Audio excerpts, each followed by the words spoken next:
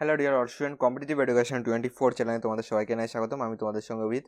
তোমরা কিন্তু জানো, তোমরা যারা যারা আইবিপিএস এর পরীক্ষা দিয়েছিলে, ওকে, তার কিন্তু যেটা আমাদের অফিসিয়াল অ্যাসিস্ট্যান্ট মাল্টিপারপাস বলে কিন্তু একটা পোস্ট ছিল, তার কিন্তু আমাদের রেজাল্ট কিন্তু বেরিয়ে গেছে।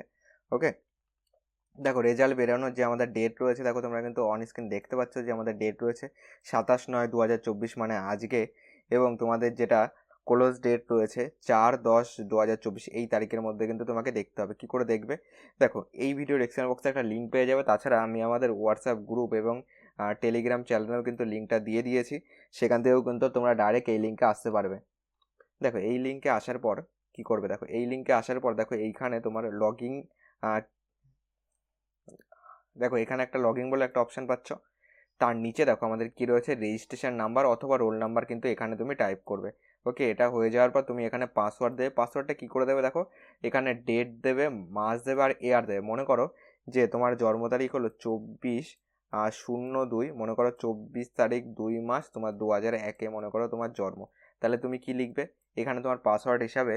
তাহলে তুমি লিখবে 24 লিখবে, এবং এখানে 24 একটা হাইপেন দেবে, 02 হাইপেন এইটার লাস্টের দুটো সংখ্যা মানে 01, এটা কিন্তু তোমার পাসওয়ার্ড হবে। ওকে,